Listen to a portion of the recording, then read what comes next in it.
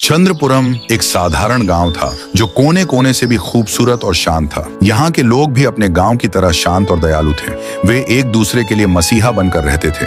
मगर सूरज ढलते ही यह शांति एक डरावने सन्नाटे में बदल जाती थी। और फिर आती थी वह रात, अमावस्या की सबसे गहरी रात। और फिर उस गहन अंधेरे से निकलती थी वह अजीब भयानक आवाज। बाबूलाल जो चौकीदारी करता था, अचानक काला साया आकर उसे टकराता था और वह पलक झपकते ही गायब। अगर कोई बच्चा गलती से भी घर के बाहर निकल पड़ता तो वही काला साया आता और उसे पकड़कर अपने साथ अंधेरे में खींच ले जाता था। अमावस्या की रात को कोई भी किसान या गांव वाला जो बाहर निकलता था वह कभी लौटकर नहीं आता था।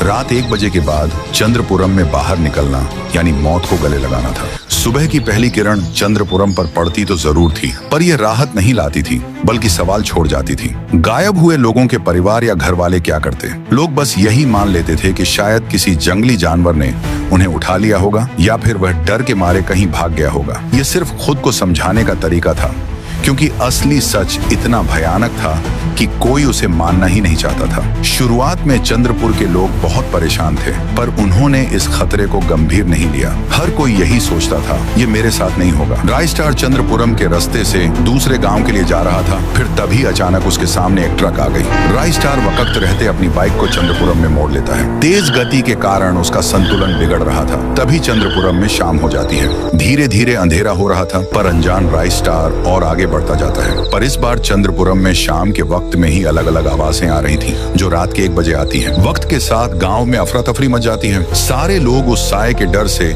अपने अपने घर में अंदर घुस रहे थे। किसी का बदन थर थर कांप रहा था तो कोई पसीने से लथपथ था। पर फिर भी रायस्टार आगे बढ़ता जाता है। उसको काले साए के बारे में कुछ पता नहीं था। पल भर में इतनी शांति देखकर रायस्टार सोच में पड़ गया, इतनी जल्दी सब कहाँ गए? तभी एक आदमी उतर जाओ, जरा भी देर मत करो, और नीचे उतरा। वह आदमी बोला, अगर मरना नहीं है तो चलो मेरे साथ।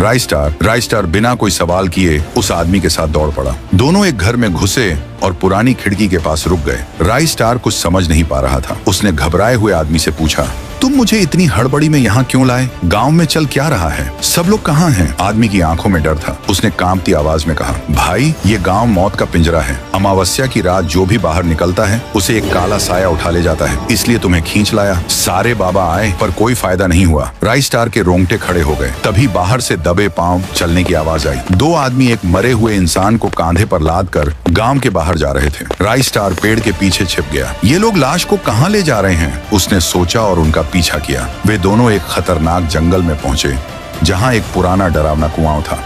वे लाश को फेंकने ही वाले थे कि पीछे से आवाज आई, रुक जाओ। तीनों पीछे मुड़े। सामने रायस्टार खड़ा था। कौन हो तुम? लाश को यहाँ क्यों ला रहे हो? सच बताओ वरना अंजाम बुरा होगा। एक आदमी गुस्से में बोला, तू कौन है बे? अपना काम देख। रायस्टार गरजा, सच बताओ वरना मैं गांव वालों को जगा दूंगा। उसकी धमकी काम कर गई। एक आदमी डरते हुए बोला, ठीक है बताता हूँ। उसने कहा, यह बात बहुत पुरानी है। एक साधु टुंग साहुआ हमारे इसी कुएं के रास्ते से गुजर रहा था। वह कुआं हमारे पूर्वजों का था। प्यास लगने पर टुंग साहुआ इसी कुएं के पास आया और पानी निकाल कर पीने लगा। लेकिन पानी पीते वक्त ही हमारे पूर्वजों ने उसे रंगे हाथ पकड़ लिया। वे बेहद गुस्सा हुए और उसका अपमान किया। तेरी हिम्मत कैसे हुई हमारे कुएं से पानी पीने की? साधु टुंग साहुआ ने हाथ जोड़ते हुए कहा, देखो मुझे पानी पीने दो। मैं बहुत सफर तय करके आ रहा हूँ। 2 घूंट पानी पीने से तुम्हारे कुएं का पानी थोड़े ही कम होने वाला है, और साधु को पानी पिलाना पुण्य का काम है। पर हमारे पूर्वजों ने उसकी बात पर ध्यान नहीं दिया। टुंग साहुआ के पास आए, उसे धक्का दिया और कुएं के पास से भगा दिया। उसे जंगल के बाहर निकाल दिया गया।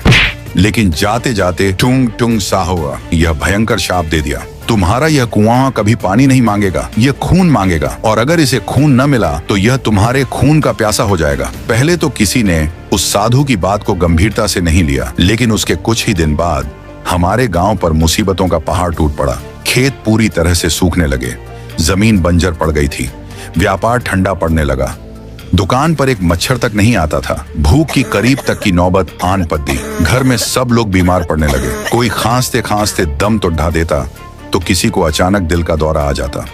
जब यह सब हमारे पूर्वजों के सिर से जाने लगा, तब अमावस्या की रात ठीक 1 बजे उन्होंने एक गरीब किसान की लाश लाई और सीधा उस कुएं में फेंक दी। कुएं के अंदर से एक भयानक निगलने की आवाज आई। उसके बाद से सब पहले जैसा हो गया। खेत में अच्छी फसल उगाई और व्यापार फिर से चलने लगा।